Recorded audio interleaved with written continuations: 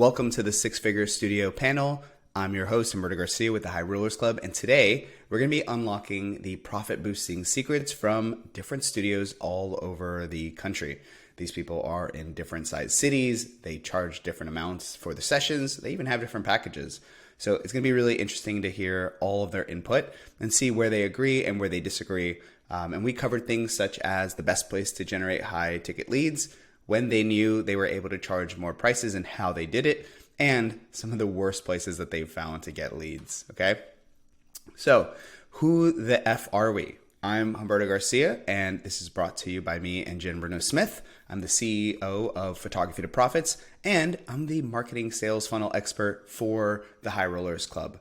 Jen Bruno-Smith from Boudoir by Jennifer Smith is an amazingly talented photographer who almost broke 7 figures last year. And yeah, she's put this together, and we teach thousands of photographers how to grow profitable studios using everything from organic social media, Facebook ads, Google ads, SEO, like you name it. Everything you've tried and maybe failed to implement, like we have basically the end all be all training for, okay? And the goal for this session is to make the best panel discussion on how to build a 6-figure photography studio. Today's agenda, I'm gonna let the panelists introduce themselves.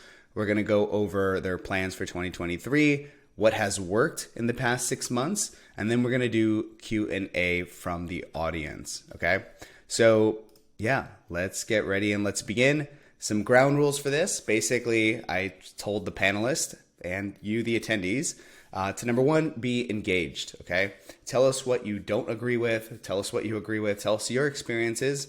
This is not us just talking down to you like we're better than you or like, you know, we're a higher authority.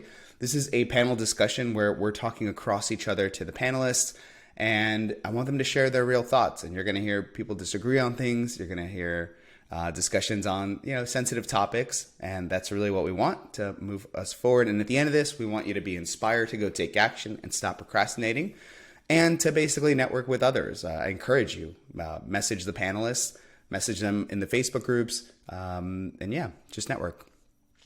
And again, viewers, drop your questions. If you're watching the replay, you're not going to be able to really do that. But if you do drop questions, then I'll be able to use those for the next time we run one of these. So let's get started. Let's jump into the first question.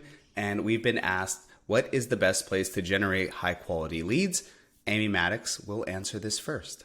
And we're also, I advertise on Wedding Wire and The Knot, and just those wedding leads has brought us so many boudoir clients. Now I do shoot weddings as well, but it's sort of like multi-tiered marketing.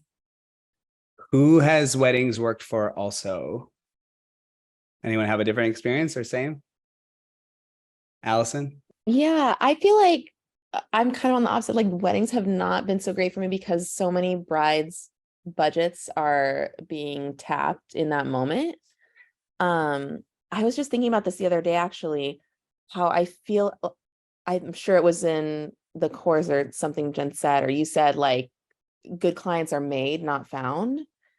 And I found that really to be true. Like, in fact, I've had like a number of, like, my name's Allison. I'm in Los Angeles, Reclamation Boudoir. And there is a lot of money here. Like there's a lot, and in big numbers, and a lot of the, not a lot, but many of the clients that I've worked with that I know have a lot of disposable income, don't want to spend it the same way that I've had clients last week or this week. I had a client who lived in Inglewood and single mom, and she bought the pinup, you know, which isn't like a high sale anymore. And there was a time where I felt like that was a really high sale, you know, a $3,000 sale. But and I've had many clients like that. So I feel like, to answer the question, I have found that it's not necessarily a specific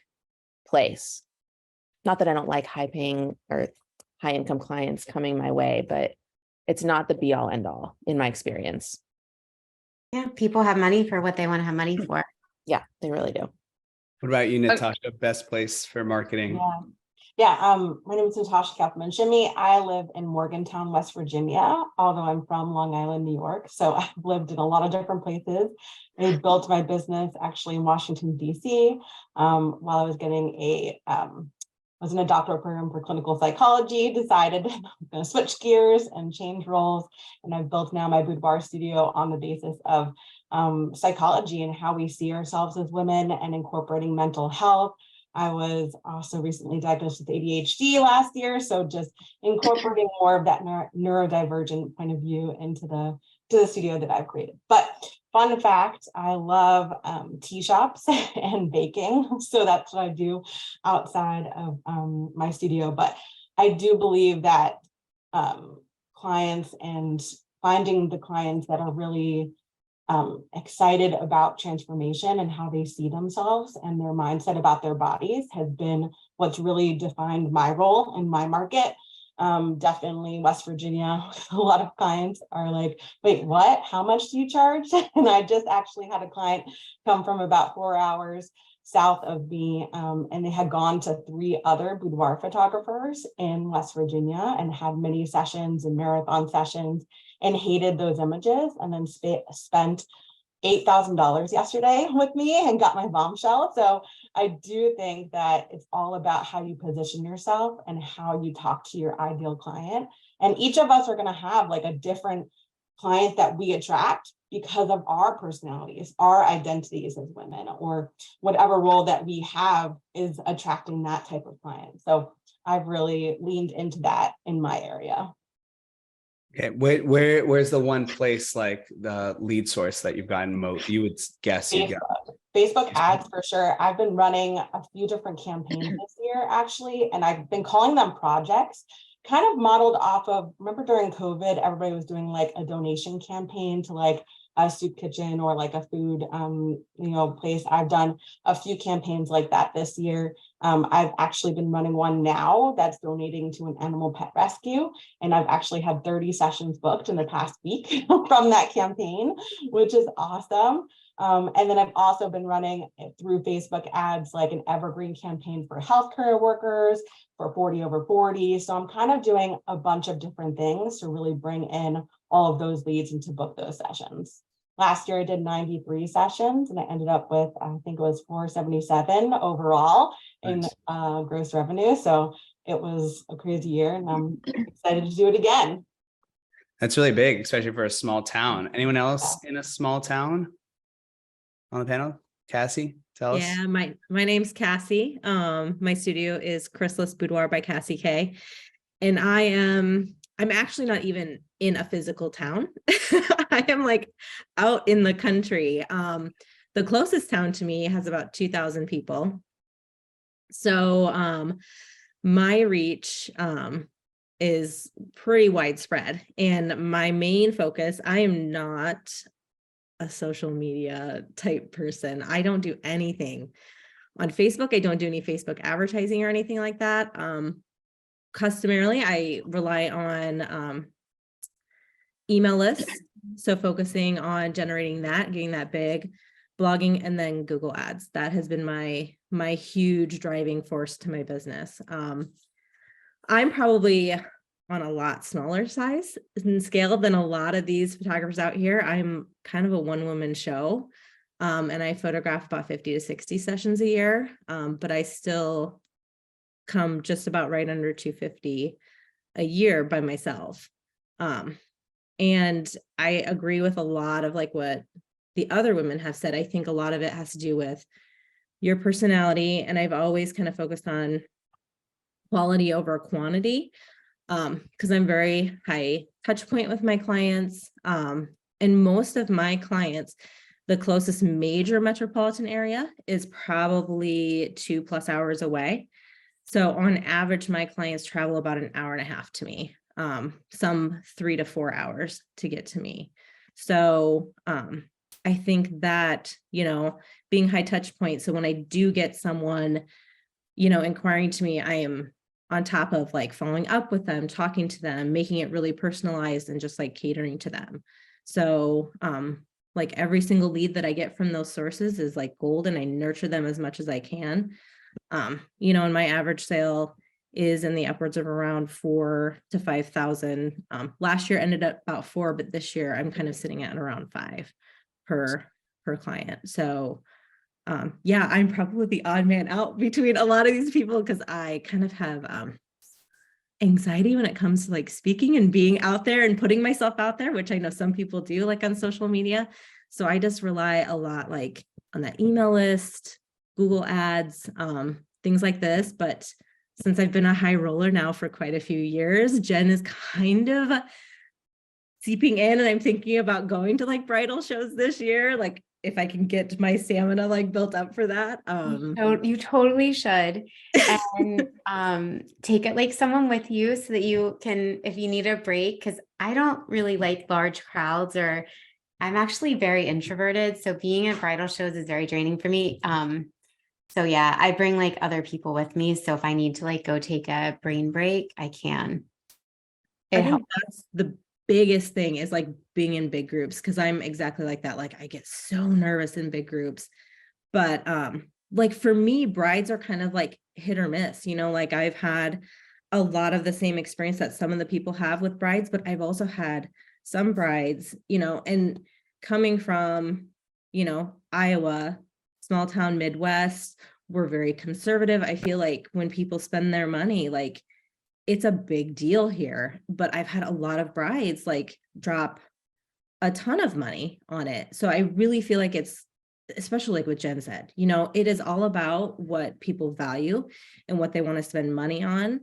And just, you know, finding that person and really kind of having those like personalities that mesh, you know, so spending like that little bit of extra time getting to know people, like they value that and they love that. And I think that just kind of brings it in that much more. Thanks so much. Caitlin and Christina, I'm going to bring it to you just because you guys are definitely the odd ones out because you guys are newborn and maternity. And in my experience, it hasn't always been exactly like the other portraiture. So what brings in the most clients for you, and where do you spend the most? Hi, Caitlin Feinstein here from State Art Studio. We're located in Orlando, Florida. Fun fact, we are working with Humberto and Jen to release a new newborn and maternity focused mastermind, the Baby Whisperers. And I definitely agree with Humberto. I do feel like maternity and newborn is slightly different. Actually, Facebook is our least one that we spend money to, and that it's different for boudoir. A lot of people spend a lot of boudoir photographers will spend money on that. For us is more Google ads. We spend a lot of money on Google ads and partnerships. We work with OBGYN offices, with ultrasound, and I feel like a lot of our leads come from there. And then one of the things that we actually photographed quite a few celebrities last year, and they actually came from 2 places, Instagram or Google, mostly because I feel like those higher end clients, they want to see that one, you're like known, you're the best in the craft, and they look at reviews. And we do have a big following on Instagram with a lot of people leaving reviews, but also on Google, a lot of reviews. So I feel like having that that part is really important for when people are making the decision. When it's not about money, it's usually about the work and what other people are saying about you. Okay, thanks so much. I do have a question. We just took a poll, and I'll ask you guys because networking was the best place to get high-paying clients. Who on the panel agrees with that, and who disagrees with that? Networking being the best place to get high-paying clients. Agreed. I think it depends on your genre. Definitely for newborn. I just said that. Yeah. Yeah. I mean, I think, you know, networking from having owned many other businesses, some of which were business to business focused. Networking business to business is super easy. Networking business to individual, a little more tricky, and you have to land in the space where that network can happen. Yeah. Jennifer? I think it's been SEO for me. Oh, and hi, I'm Jennifer James. My studio is Supernova Boudoir. I live in, or my studio is in St. Augustine, Florida. I actually just moved here from the DC market 9 months ago, and I'm starting from scratch. So, I've always, I don't know, I'm not a really good networker. Like Jen, I am super introverted. So like I need my batteries charged very high before I can go out and like socialize. Hence why I work one-on-one with clients. Because that works for me. But I think for the most part, my SEO kicks ass. So that's where most of my high-paying clients are finding me. Awesome. Anyone else on networking? I agree that networking is amazing. So in addition to doing like bridal shows and stuff, we also do like wedding venue open houses where we can talk with brides who, may or may not be looking for a wedding photographer, but then they see our work and they're like, oh, hey, maybe I could do this. This is a good little wedding gift. So definitely. So you're networking with like a venue or networking? Yeah. So we're on a couple of preferred vendors, preferred venue lists, but also we work with like wedding planners. So I offer my select wedding planners a discounted retainer fee for their clients. So that's another thing that I can give them, because with networking, it's all about what can you give this other person. And so now a wedding planner can say, hey, if you book your wedding with me, you get a $199 retainer fee. It's $300 off, and here's her work. And so that's bringing me clients, and I'm giving them added value. Awesome. Anyone else agree or disagree strongly? Jen, you definitely shook your head in disgust. I mean, networking is great. It is good. But you can't solely rely on that. Like I'm a big fan of marketing in all the places. No marketing is bad marketing. So you can't ever just put all your eggs in one basket. Like you have to be doing all the things. And, networking is great. And we do a lot of like current client outreach and like, forming relationships with other businesses.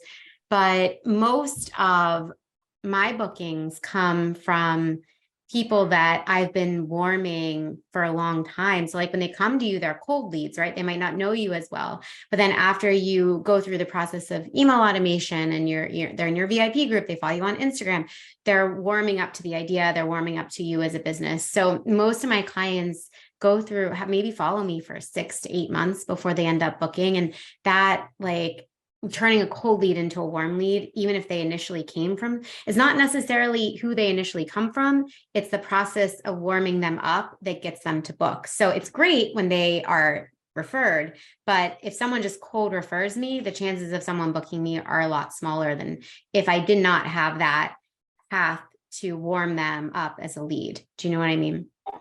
Yeah. I think it's often people talk about like networking and then they talk about social media and Facebook like as two separate things somehow. But social media and engagement in your Facebook group and on your page and on Instagram, your engagement with your audience there is networking. That they are not different. It's, you are building a reputation with that audience and getting to be able to talk to them. You just get to be able to do it faster on social media than you can do one-on-one in a meeting. So, don't really treat them differently. I don't think. I think know that if you want to network, well, you can network in your group too. You don't have to leave. Awesome. Okay. So next one it kind of ties into that because I was surprised that networking was voted. TikTok got 0. Networking got about 40%. I was shocked with the TikTok. Does anyone have any opinion on any platform that others might think is very popular, but has never worked for them? So maybe TikTok, you hate it. Like, is there any platform that you hate that is popular with others? I hate TikTok. Hate is not even a strong enough word for how I feel about TikTok. I love watching the videos, but making them, no. I hate it too. You're one of the biggest TikTokers. I know, but I hate it. Every time I make content, I'm like, I hate this. I hate this. I don't hate TikTok. I just think I don't get it. So there's a difference between like actually having some disdain and just, I don't understand it. But Instagram is the one that like, like I hear peers, in other genres that are like, yeah, I get most of my business on Instagram. I dumped Facebook a long time ago, and they're booking, as well as we are. And yeah, I've spent more energy doing nothing and getting nowhere on Instagram than any other place in my life. Anyone do really well on Instagram? We do. I know Caitlin said yes, and Amy. Yeah, we definitely do. I do See? too. I don't get it. Paid advertising or like organic or both? Well, I don't know. You're gonna get to tell me that part, because I'm really just handing that Yeah. stuff to you on the paid advertising part. Organic. I meant for Amy. Oh, No, we don't do paid. We just post every single day, and I have a social media manager that is on top of it. So it's just every single day. And then she posts reels and stuff too.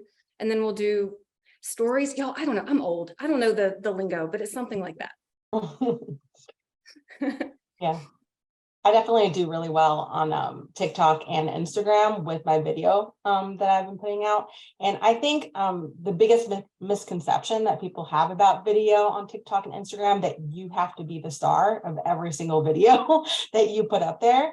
Most of my content is my clients picking up their products and just being like, holy crap, like that's me. I do a lot of that reactionary kind of content on both Instagram and TikTok. My clients seeing their images on the back of the camera during my sessions with them.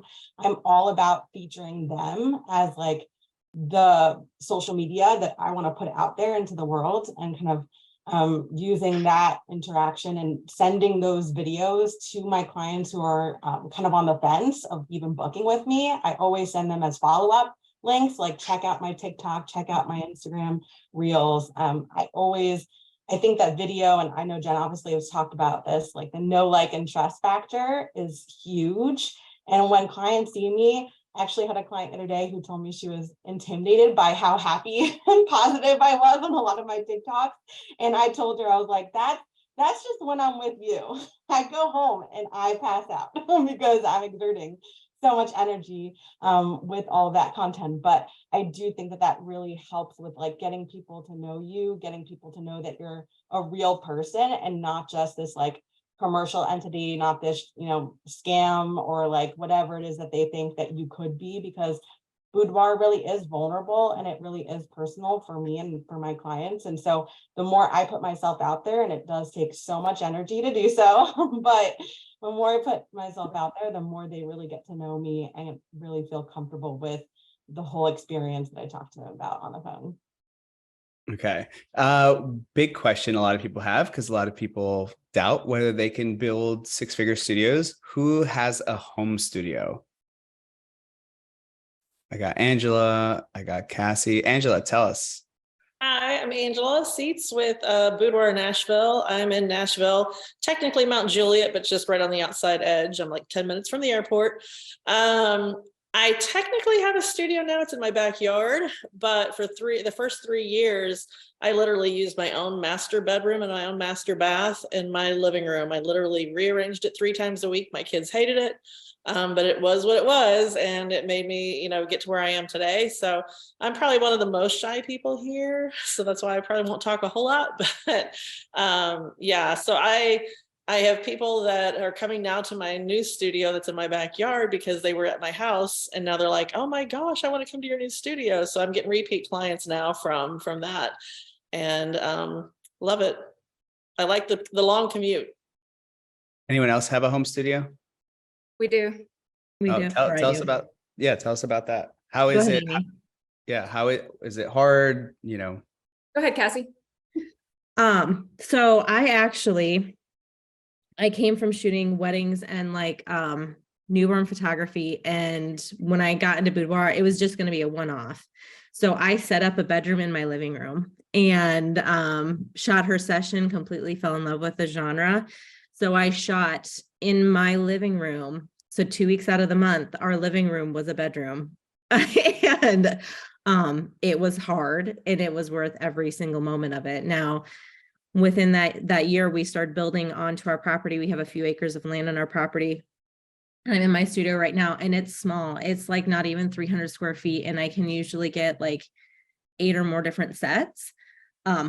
definitely easier than not having it inside my house. But, it's still kind of hard juggling, like, people coming to your private home, but I wouldn't change it for the world. Like I love that I can just walk into my house when my son comes home from school and be here, but then come out to my studio and work when I need to.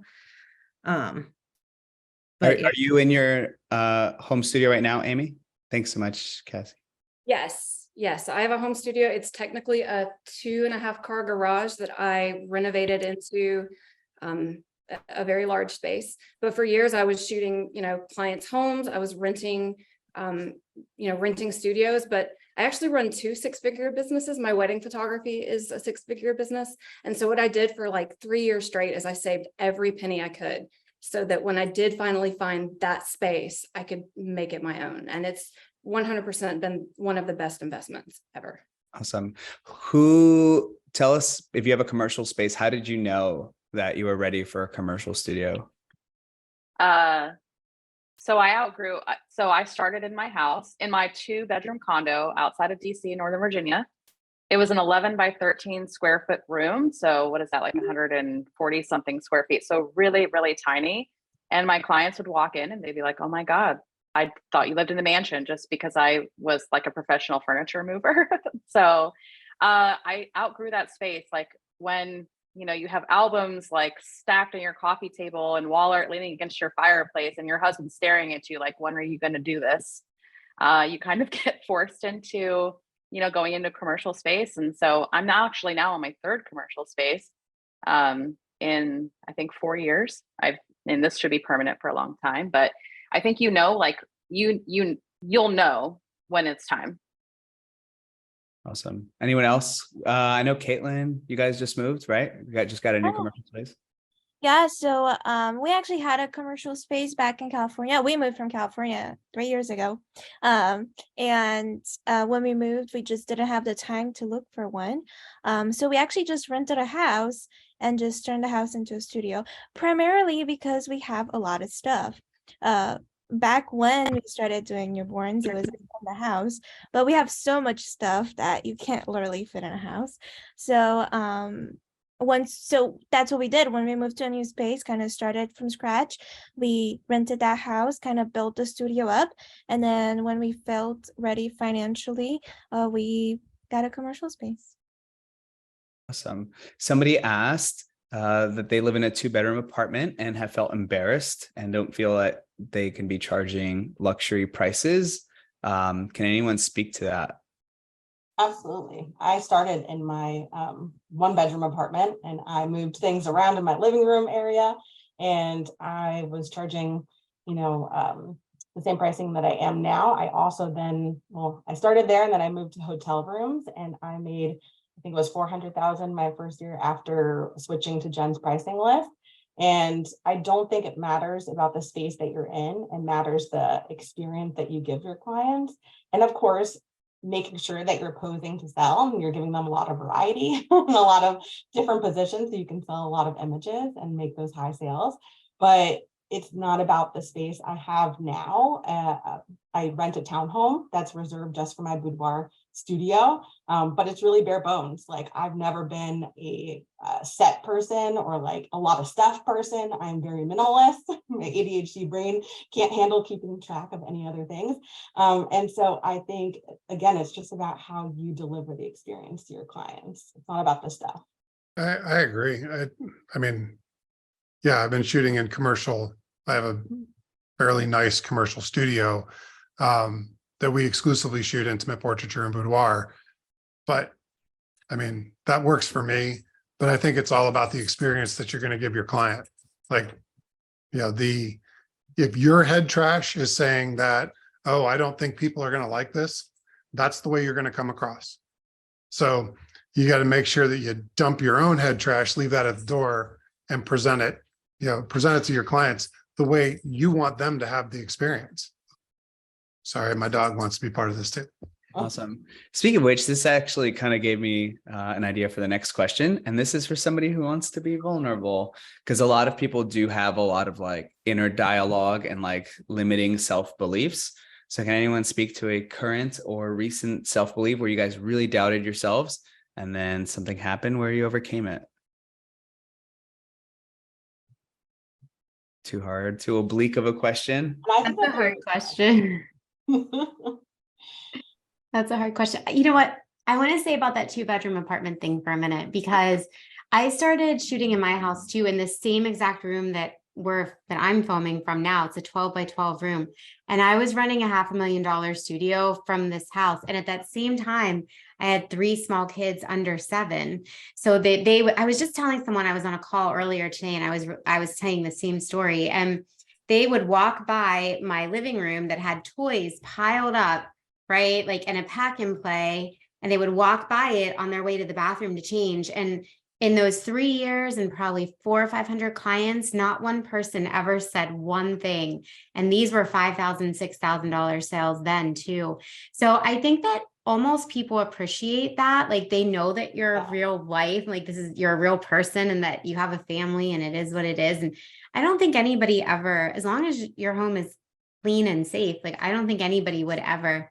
And in fact, people now, when they come to our studio, because it's a house, they will say, wow, like, this is so nice. I was expecting like cement floors and yeah, I don't know. It's very homey and comfortable. You know what I mean? So people appreciate that very much. I agree. And I built, when I joined High Rollers with you guys back in 2019, I was still in my condo, and I got to close to 200,000 that first year, just out of that little studio or that little bedroom. And nobody batted an eye at it. They loved it. Awesome. Next question. What was your biggest ROI in your business? Whether it's time or money, what did you apply yourself to or spend money on that has brought you the biggest results? Ours is easy. Ours would be our client closet. So I invested about $35,000 over the past 5 years in a client closet. And we have over 1,200 lingerie sets. Our sizes go about extra small to 6XL. And I cannot tell you how many clients have come in and said that they booked us. Obviously, they loved our style, but they booked us over one of our competitors because they knew they didn't have to buy a single piece of lingerie. And the other benefit to that is I know that any woman can walk into my studio, no matter her size, no matter her shape, and I'm going to have at least 10 outfits that I can put her in. They're going to flatter her figure. They're going to look amazing. And then, because most women don't own lingerie, and if they do own lingerie, it's like baby dolls, it's flowy stuff. It's nothing that's going to look good, on, in photography. And so for me, that was our biggest return of investment. And I have a shopping problem, so. I would like to say that my biggest ROI is investing in myself, like in the High Rollers and in the class and the education that I've done, because that's been huge in empowering me to believe that I can do it. And if you don't believe you can do it, you can't do it. So that's the beginning for me. Totally. Yeah. I agree with that a ton, because I feel like that was the first thing that I actually even spent money on when I decided to jump into boudoir, is I got a mentor. And having that mentor and having someone, and it's so funny, I didn't speak up when you were talking about the self-limiting beliefs, but like, I literally probably have them daily. Like, I am so hard on myself. So when you're like, name one, I'm like, I can't name just one. There's like 100, and, overcoming them and having like that education and someone who's like a cheerleader and show you that they can do it and what they overcome. It is so helpful. And then I think also like investing time with your clients too, probably the most that I like invested was not necessarily like a dollar amount. It was my time in creating just an amazing process that answers so many questions for my clients. Like, when they walk through the door, they know that they have a good handle on the day and what's going to happen, and they can be confident in everything. So like, really investing a lot of time and effort into that process to prepare my clients and having that one-on-one time with my clients. It has like quadrupled my sales average over the last like 3 years, just from that alone, I feel. Awesome. Before we go to the next person, I'm going to say that I just dropped a poll that says, what's your level of dedication in photography? And most of the answers, 66%, is like the ultra consumed every hour that they try to use, which is awesome. So please drop in the chat, like tell us more about that while we continue. Chris, what were you going to say? I think for me, the biggest ROI has been other people. Delegating out all the stuff that I need to not be doing. When I hired a studio manager a couple of years ago, she's unbelievable. I mean, she basically runs the entire back end of the business. Having a full-time dedicated hair and makeup people instead of trying to piece it together for every shoot.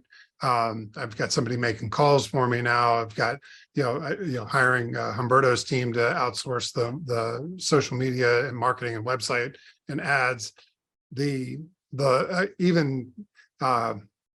God, I don't know, maybe it was a couple of years ago, I was doing a webinar like this, and I was talking to someone, and they asked about my developing process, and someone chimed in and they're like, yeah, you need to quit doing that crap.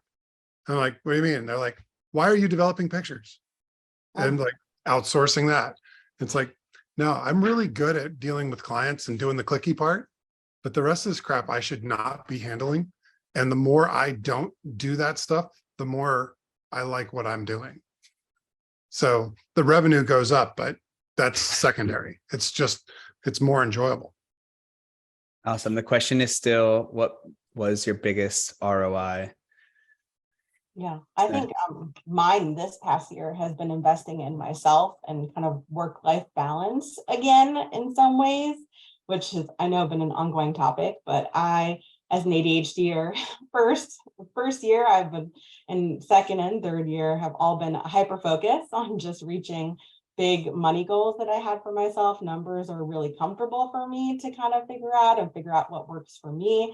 I've never been afraid of numbers, but being able to kind of invest in going to yoga class, doing a retreat in Hawaii that I went to in February, making connections with some of the therapists and other kind of mental health, yoga, wellness people in my area that, really connect with my ideal client, connect with my brand and my mission and purpose, and helping women kind of heal some of the trauma and body image issues that they have. And I've had so many clients come to me now this past year who are divorced, who are single, who are widowed, and just looking for something that's different than just a normal kind of boudoir, give it to a gift for someone else. So I think getting back to me and helping myself kind of heal some of my perfectionism too that I was dealing with, because I've done everything myself for the past 3 or 4 years, and hiring a new kind of online business manager to help me plan this upcoming year and getting back time for myself. I think you just get into a rut sometimes, and you have to kind of reinvigorate yourself too and your work and make it something that your soul and you're excited about going to and providing an amazing experience. Awesome. Anyone else on that? All right. I think a lot of the things that were said were really true, and I was like, oh my god, all those things were true in our business. And one of the things that were more recent for us, or a year or two ago, was when we got the new studio, the commercial space. We designed a lot more sets, especially for maternity. I feel like in the maternity world, it wasn't as much as about the sets, but I agreed with Amy too. We have a lot of stuff, like I said. So I feel very comfortable when a pregnant mama comes into the studio and we have 10 different outfits for her. And it's why most of our clients book us, is because we provide everything. They literally can just walk in, not bring anything. We'll do the hair and makeup. And I feel like that is one of the one of the biggest reasons they book us, but also creating the different sets allowed us to have a lot more variety, and we started selling a lot more different pictures. So I think that's a big part as well. Can I ask you guys a question? Can I jump in and ask a question about the wardrobes? Sure. Yeah, go. Do you guys choose the outfits for them? Yes, we do. Okay, that was my question.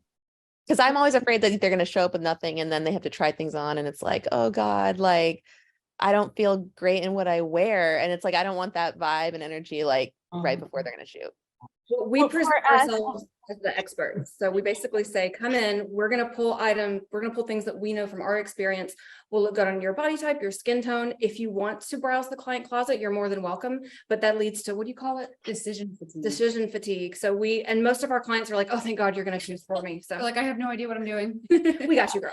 I think it really depends too on like your studio, because I love it when they bring in things that they love, like things that are not lingerie. I actually lean into that a lot, like white button downs, t-shirts, sweaters, flannels, cowboy boots. I had a client yesterday bringing a racetrack helmet, or she like races cars. I've had clients bring in boxing gloves. Like, it really just depends on you and what you love to photograph and what you love to shoot. I get really bored of lingerie. I love lingerie, but I love both kind of like versions of women. Like, we're not just one thing. And so I love when they bring in things. And then I also have a client closet too that I keep stocked, that I know I have like in my back pocket. If they like bring in all black or all baby dolls or all this or all that, like I know I can put them in this and they'll look amazing. So it really just depends on you and like how you feel comfortable and kind of guiding your clients through the experience and what you love to shoot. Okay. Here's another question. This kind of goes into the theme for today. How do you run a successful studio without shooting every day? Someone is overwhelmed by even shooting once a week, so they want to know how you even manage to do that volume. You scale. You scale. Mhm. You have to scale. I mean, when you want to grow, you have to scale, or you charge more so that you do less work and you're making more money. But scaling leads to freedom. And I have 3 associate photographers now that shoot for me. I've shot maybe 10 sessions this year to date, and the studio is a shade under 200,000 in revenue. So it's awesome. I do all the IPS still. I keep all the IPS sessions. I don't want to give those up, but maybe eventually I will. But right now I still really enjoy doing them. But this year on my schedule, I have about 50. I'll probably take about 10 or 15 more. Anyone else? Anyone else like doing a lot or moderating themselves? Yeah, I went from doing, so last year we shot 243 full sessions last year. Yeah, I don't want to do that anymore.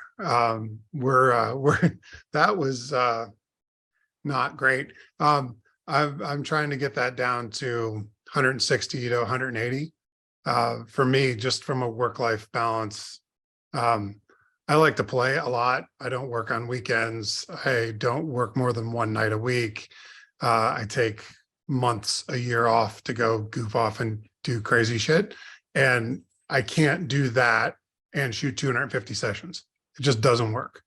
So for me, like, if I actually end up making some more money because I'm raising my prices and doing less work, that's great, but the money's not driving me. 4 sessions a week, 2 days of doubles. That's all I'm in the studio, and I'm pretty happy with that. Yeah, I think talking about like capacity and like how much energy you have for clients versus like your everyday life, again, talking about work-life balance is something that I'm learning about and talking about a lot in my ADHD kind of groups, and figuring out what is your right kind of energy level. And for me, it's always been about 3 sessions a week. If I do more than that, I always feel a little bit just tapped out. And even sometimes 3 is a lot, just depending on the day. But I think kind of booking yourself at least 3 a week, because you will have attrition, you will have reschedules, you will have cancels like Jen talks about. So I even try sometimes for it, just, finding your happy average per month is really helpful. And then of course, like building up your sales average so that, you're reaching the kind of money goals or, sales, student loan payoff, retirement, all the things that you want to reach for yourself and your business is really helpful. Anyone doing not that much volume? I know someone said average maybe once a week. Someone said 50 to 60 clients a year. Yeah, that's me. I do between 50 and 60. I knew like starting out, I never wanted to be a high volume studio, and anything over that to me feels very high volume. I wanted to kind of keep things intimate. I'm a huge introverted person. Like I get in situations like this and usually I'm kind of a spaz. So I'm good that I'm keeping it together today. But You're doing a great job. You're doing thanks, Jen. you're doing great. But like right out of the beginning, I just kind of knew my threshold. Like I love being one-on-one with people. Like I actually really enjoy that. But like Jen was talking about earlier, like it takes a lot out of me. So, for me, I knew my limitations. I knew that doing more than that, that might change for me in the future. And I might feel comfortable having like staff underneath me to outsource and scale and do those things that like Jen's doing. But for right now, like with where I'm at in my life, it's just like my energy, what I can put into it is, maybe a couple a week. And that's okay. And it's a matter of, when you have to sit down, it's like, okay, it's exhausting for me to do one. That's great, but look at the logistics of it. Like you're probably not going to make, 6 figures, maybe possibly doing that. But if you are, you're going to have to charge a good amount and you have to provide that experience and have like those touch points to kind of demand that higher price that you're going to want to be. And you have to be able to be okay with that. Either, I'm not going to be making like $500,000 a year and that's okay. But at the same time, like, what's that trade-off for making the $500,000 a year? Does that make sense? For sure. Yeah. How long? Who raise your hand if your shoots take less than 90 minutes? Raise your hand if they take less than 90 minutes. Wait, from the actual shooting part, Actual or the shooting whole part. experience from the time they walk in the door to the time Yeah. they leave. Yeah. For just shooting. Yeah, Yeah, 90 no, to 120. Yeah. I'm Who's like on the- maybe right around 90, maybe a little bit more. Same. How do you guys stay on the short end? Well, we have like a set number, like we do this pose at the set, this pose at the set. And I trained Hunter to be the posing specialist. So while I'm setting things up, she's showing them the pose or vice versa. And it's cut our shoot time down by at least 30 minutes, maybe more. Who shoots on the long end? Definitely do. How long, Jen? How long, Jennifer? At least it's usually like 2 hours. I'm really excited if I finish in 90 minutes and I'll tell them, wow, this is a record. And then we laugh. But I'm a lengthy shooter. I've tried to cut it down and I just can't. So I roll with it. For me, it's just based on the vibe of the client. Like some clients, we get through stuff really quick. But if a client needs a little more care, then we're there for their convenience. They're not there for our convenience. So I build in, plenty of time in the daily schedule so that, hey, if they need to take a break a couple of times, if they've got some physical, things that they're, it's a little tougher for them, I'm not rushing them. They're paying me a lot of money. I can be there an extra half hour and it's not going to change my life one bit.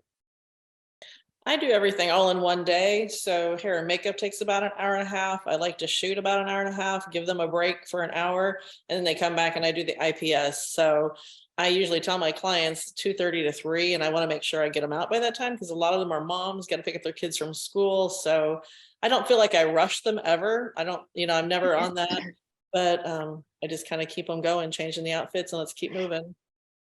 Awesome. Well, I think it depends on genre. Our sessions are very long, but that's because you can't reason with a baby. I'm Don't even ask how much. Don't even ask how much. How many people, raise your hand if you have a very solid retirement plan? Okay, we got some hands raised. Let's go, Amy, you're shying away. Why is that your answer? No, so I'm still this is our second year of business. And I would say I'm still at that phase where I'm obsessed with my business. I live, eat, drink, breathe photography, courses, podcasts. So right now we're in the growth phase. So I'm not there yet. We haven't looked at an end yet. Yeah. Right now we're in the hustle stage. Who else? Who else is in the hustle stage? Not wearing, that's somebody else's problem. Retirement, somebody else's problem. I think Mallory, she brought up student loan payoff. And I think, I mean, I was in a doctoral program for clinical psychology, and it's what spurred me to kind of build my business, because I knew that that would be a big thing to be able to create more income for myself, to be able to pay off my student loans. And that's always something that I juggle with. And I actually hired like a financial advisor last year to kind of help me figure out student loan payoff versus retirement, and like how I could do both at the same time. And I think that that's like an ongoing conversation, and figuring out kind of what works for you and what works for your studio, and being able to grow your studio and also take care of yourself as well. Awesome. I think, Yeah. I don't know, I've got to be one of the more senior people, age-wise in the group. So, yeah, I think there is a point at which you do have to start facing that. Like that there's a reality that it can't do this forever. So there's got to be an exit strategy.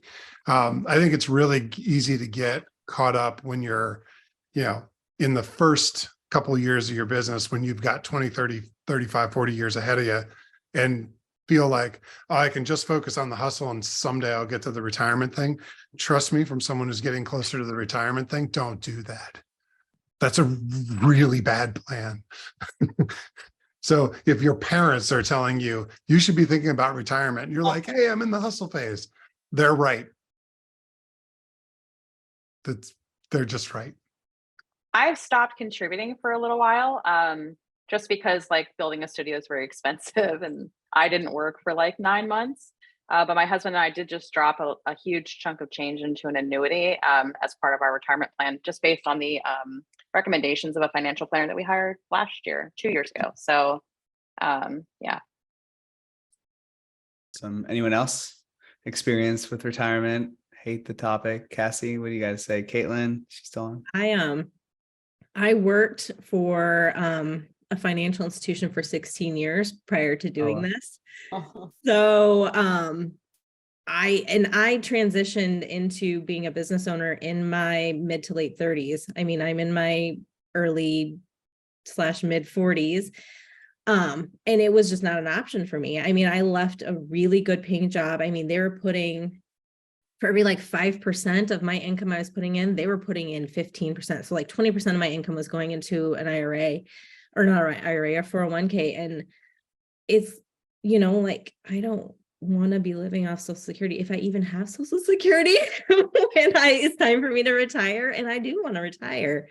So it's like, for me, that was one of the first pieces, not only like the income that I'd make for my business, but putting that money in for retirement. And yeah, I mean, Chris is like so right. Like, you have to like think about that. It's a part of your salary. Like, you need to think about, okay, not just what I need to pay my bills, but like planning for the future. It's that loan officer in me just like, oh no, you got to think about that. Well, I also think that people, like, when people are like, oh, are you saving for retirement? Like, my guess is most people are thinking like IRAs, 401k plans, annuities, investments, like all that stuff is true. I'm a former accredited investment fiduciary for big corporate retirement plans. So I lived that world for a lot of years. But as a photographer and as a business owner, buy your studio, invest in the real estate, right? Let your business pay that off instead of paying rent. And at the end of it, you've got something that's actually worth something that is part of your retirement. So, it doesn't always have to look like, oh, well, I don't have time to put anything in an IRA. How much are you paying a month for your studio? Could you be putting that into a business you own instead? I feel like it sneaks up on you too, where like, you're like, oh, I'll do it then. I'll do it in like 2 years. I'll do it in 5 years. And then like, you get to where like Randy and I were like 38 and we were like, oh, we really got to get ourselves together. And I don't handle all of that. Randy does. So I had him text me. But I guess we have traditional retirement assets, plus we utilize cash flow banking policies through life insurance to purchase cash flowing assets like businesses, property, and crypto. Our goal is to overfund our cash flow bank and use it to have diversified hard assets, real estate, and other businesses. That is from Randy. So yeah, that's, I would not have come up with all of that on my own, but that's Randy. But it is true. I think that we like, as business owners, we're so focused on the hustle that you don't, you're like, I gotta do it now. And it is very, hard to kind of look past the hustle for the future, but your hands can't work forever, which is why you have to plan for retirement, or you have to scale so that, and scaling is my other retirement plan, right? So like I have 3 associate photographers. My plan is to eventually have more and potentially a national brand. And so that's like the long-term you have to like continue to plan for your business too, I guess. Awesome. All right, so moving on, this is to the last phase. There are a couple questions here in Zoom that I'll get to, but before we get to that one, that way you guys have time to type them in. Moving forward, what are your goals moving forward? Obviously, you guys grew to this stage and now there's different problems to have. So what are your plans for the next 2 years, and what kind of challenges are you facing, and how are you going to overcome them? Cassie, you were the first one on the list because you said that, you're still kind of boutique style. So is that something you're trying to get past, like go past? Yeah, I actually probably the last 6 months, like I've actually sat down and taken a really hard look at, what so many of the other panelists have said, being a perfectionist. I'm like, it's not so much like perfectionist, but like holding on to things because like my business has been my baby for so long. But I have started outsourcing a lot, like over the last year. Like I learned to like be able to let go of some things and then trust, and what that looks like. So looking at hiring an assistant for this next year to handle some of those things that I probably don't need to handle, so that way I can focus on, because I think that's a hard thing. Like when you're boutique and you are on your own, you don't necessarily have like a sounding board, where being a part of like the High Rollers Club and stuff like that, that's been my sounding board and seeing what other people do. But, no one knows your business like you know your business. So having that sounding board within your business, and then I can have that much more time to really focus on growing my business too, where that's something that I really haven't as boutique, 50 sessions a year doing it, 99.9% on my own. It's a lot of work, and I don't get the time that I want to dedicate to scaling and growing. So yeah, that is something. And maybe I won't scale past that like boutique, but being able to outsource and hand off some of that stuff, so that way I do have that opportunity. But right now it's kind of hard once you kind of max yourself out. Okay. Who else? I know, Chris, you mentioned before you did a lot of volume before, trying to drop that down and increase prices. So how is that endeavor going? Oh, I'm just, you and I have been working together for what, 2 months now, maybe? Mm-hmm. And I think we swapped our price list about a week after you and I spoke. And yeah, the cost per image in our price list didn't really change. We still charge about $100 an image if you break it down. I mean, that's kind of what it is. My average sale is basically doubled this year in the last 2 months. So that combined with just not freaking booking myself to death, because like, I want to help everybody now. And like, it's kind of nice. We have clients calling in that want to do a shoot in 2 weeks. And I'm like, well, if you want to do it in April, you're going to need another year added on to get me in April. And yeah, it's okay. They'll wait, and it's okay. By the way, I will say, obviously, like we'd spoken before about this, and you've been in business for a while, and do you mind if I say what was the average sale before? I think I was just under like $2,000, maybe between 1,700 and $2,000 was normal. So what made, like, because obviously there was a belief where maybe you thought, your market couldn't withstand it. Like what? Oh yeah. Yeah. What changed? Was that true that you couldn't? Oh no, it was totally in my head. Like it's all our own head trash, right? So I've been in business. I've been shooting since I was 14. So that was 38 years ago. But I've had this studio open for 8 years exclusively for this. And when I started out, I mean, I'm embarrassed to say that I may have done a couple of shoots where it was $200 and they get everything they want. But in all honesty, when I first started out doing this, I couldn't believe anybody paid me $200 to do this. So, you know, I was like stunned that that would happen. And I remember raising my prices from $200 to $500. And I mean, I know like in relative terms to what we do now, $2,000, maybe between 7, come on, you know, like any, you know, we are so far above that. But the first time I had to talk to a client on the phone to tell them my prices, and I said $500, I literally wanted to throw up on my shoes. And I was ready for the battle. I was armed. I was ready for them to say, well, that's too much. And how dare you? And they said, how much was it? And I said, 500. And they said, what should I bring? And I went, wait, what? No, I said 500. Did you hear me? I said 500. And they just kept going. And it's funny that happens at like every level. You know, my top package was like $3,000 up until now. And now my top package is $10,000, and no one blinked.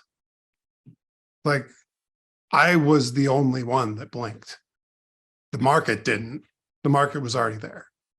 So yeah, it's our head trash, not the market's.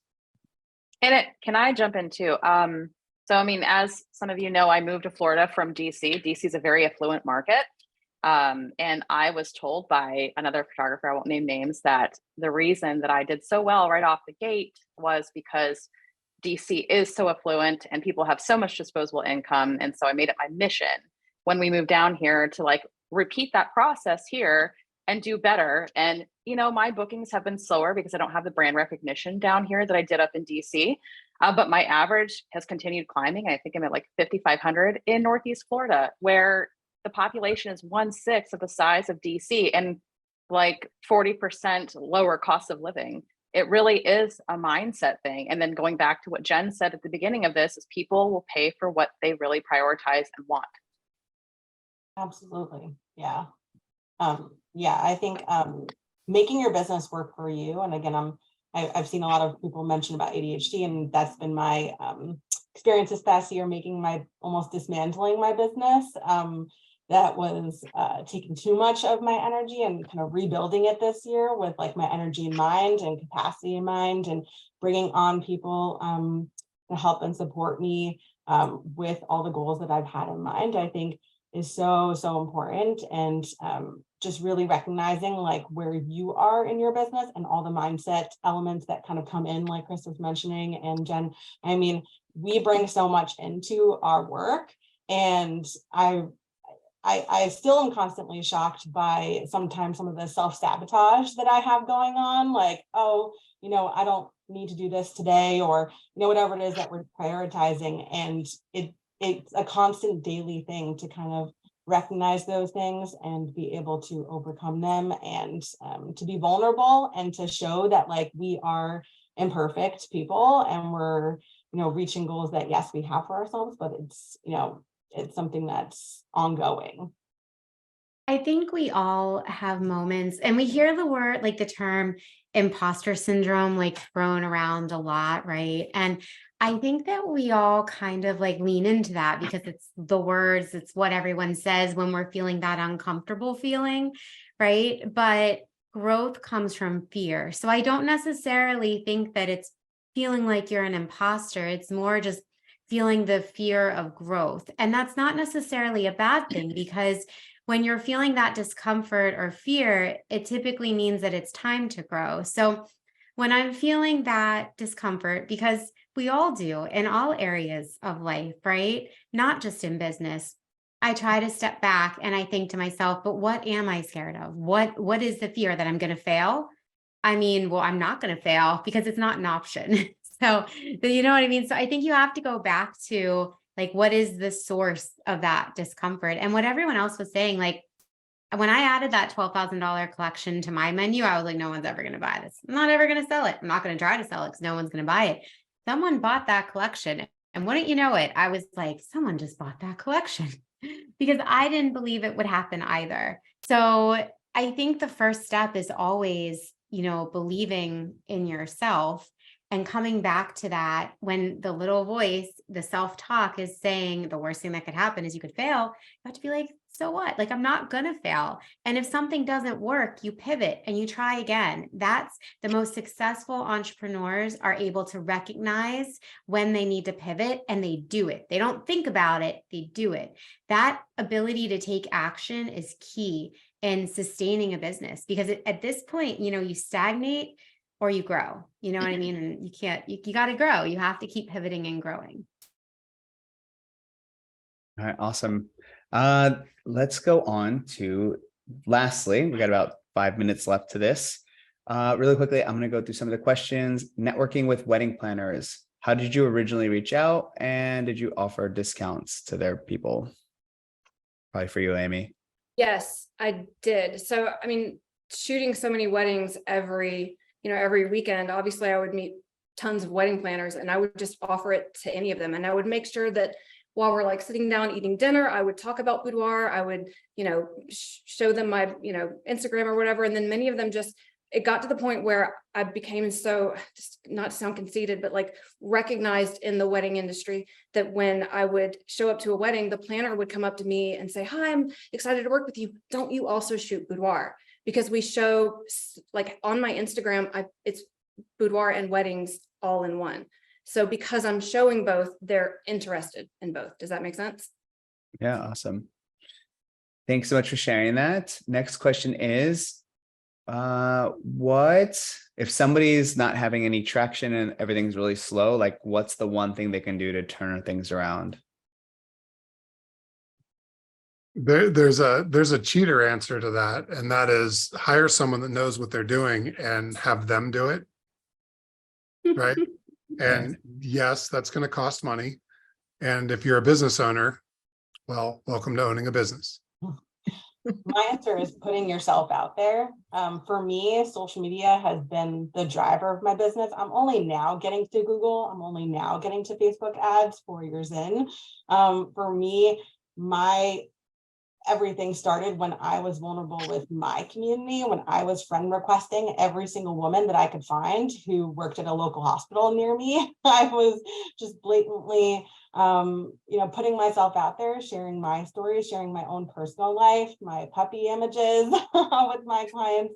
And I was truly myself, and now was sharing my ADHD story also and learning about my capacity and things that I've, been perfectionist on or not.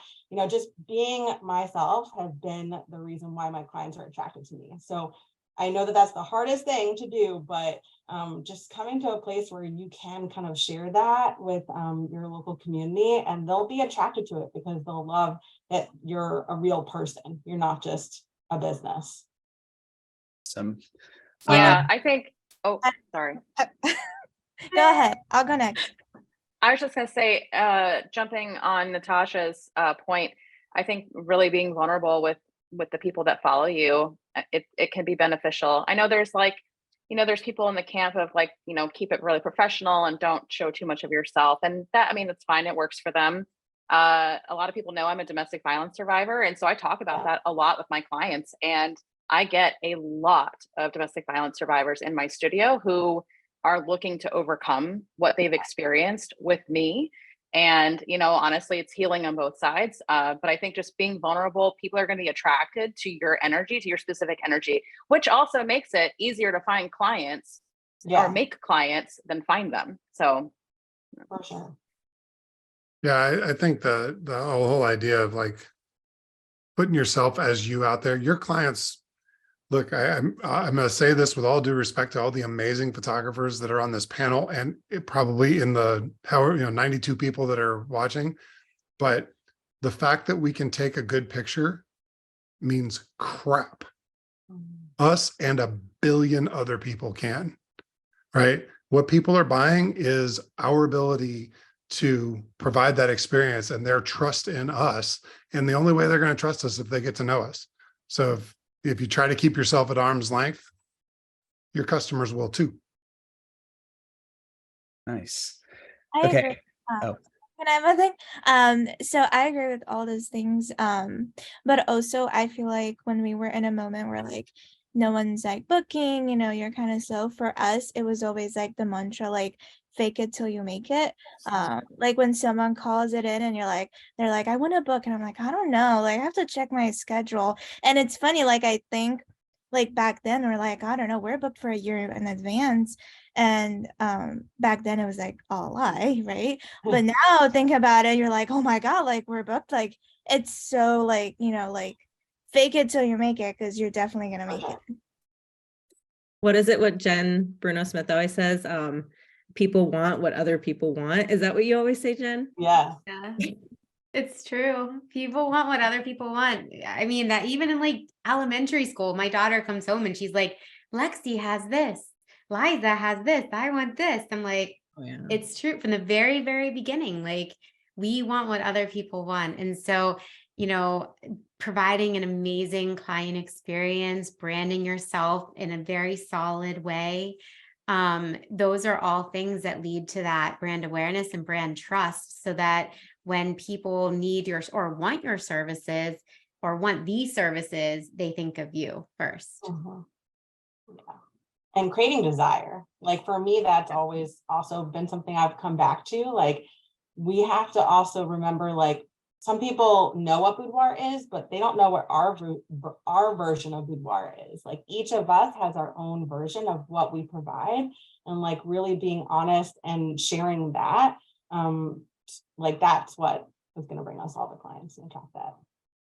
okay. Second to last question is, any tips on finding a social media manager that's on top of it? I'll rephrase this question to say, like, how do you just hire really good people to do things? How do you find employees? I found my social media manager in the mastermind, the 2.0 group. Oh, she's like another mastermind member? Yeah, well, no, she was referred by another referred. photographer. Awesome. So yeah. Awesome. I mean, that's a great resource. That is a huge community of photographers and great way to network. Anyone else? Employees? You could just hire your stepdaughter. Anyone else? Yeah, that's kind of cheating, isn't it? And then Cassie, you were saying that that you were scared to hire an associate or an assistant because you're such a control freak. Girl, I am the most intense control freak, but I promise it will save you so much time and effort, and you'll be so happy you did it. You just have to find friends.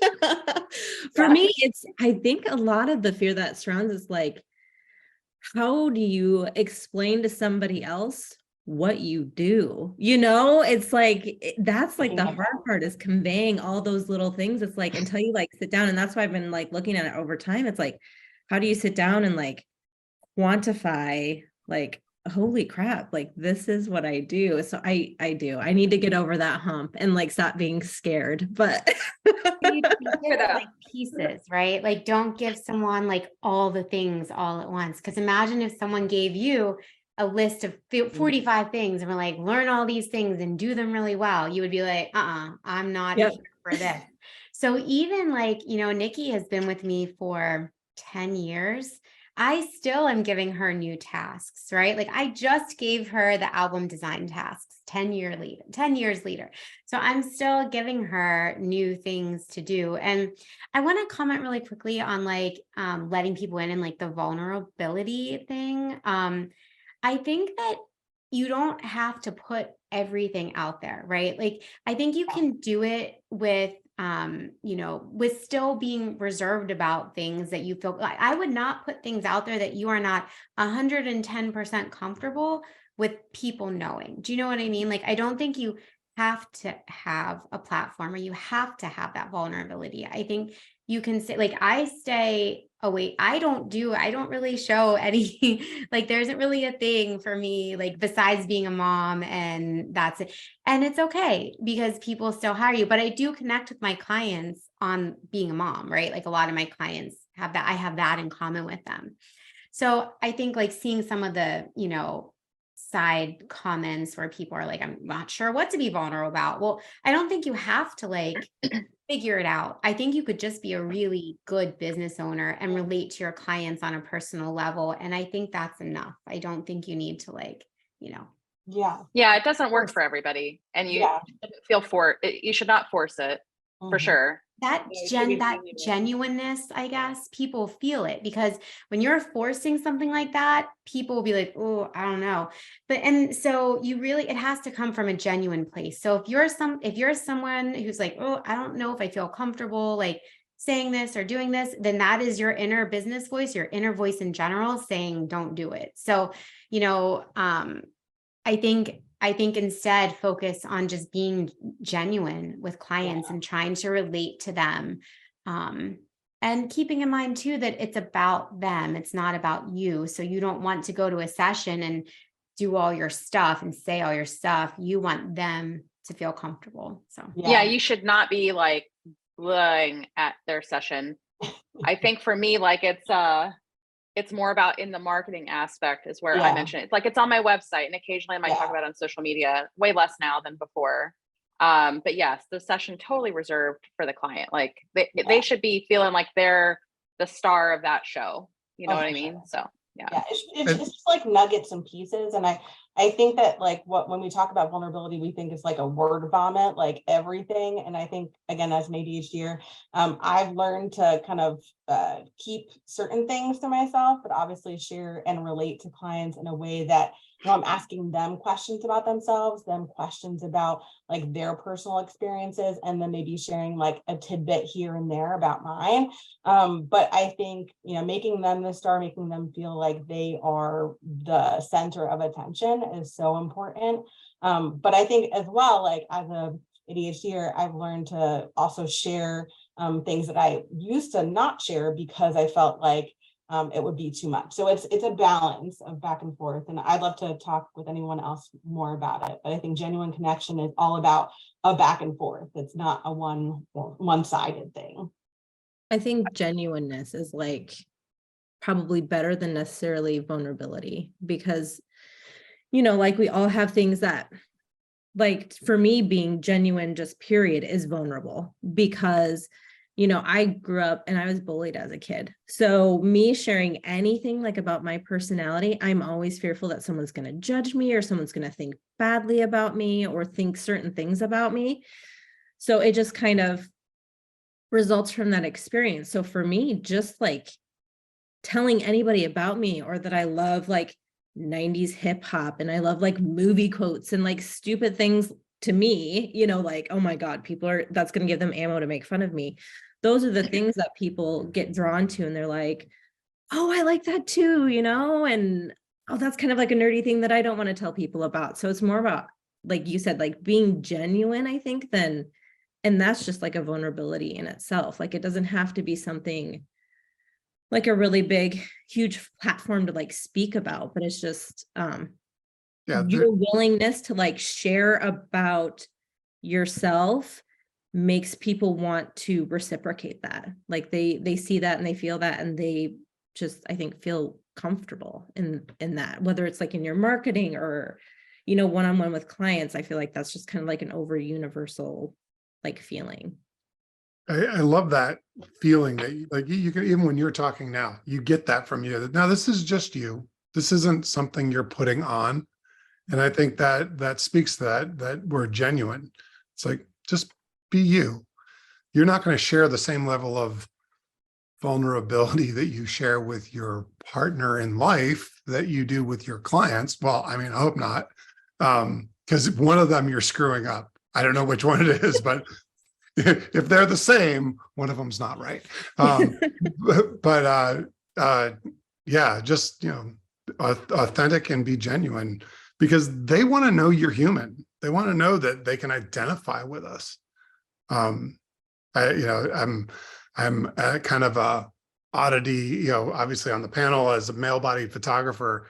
Like, people walk in the studio and they want to know that like we're real people. We have families too, and my dog will probably be there, and I'm going to talk about my grandkids, and like that's going to happen. And just because I want them to know that I'm actually a real person, because it's real easy to get, for any of us, for any reason, to be like, oh, well, you're this, so I'm going to assume that. So I think building a team comes down to that too. Like I have really failed a lot with building a team last year, with like trying to like give people too much, like Jen was saying, too quickly, like not knowing how to break down tasks, like you're saying, Cassie. Like I've gone through a lot of like trying to figure out how to do those things. And I found my online business manager through an ADHD coaching thing that I started going to, which is like my own little mastermind on the side.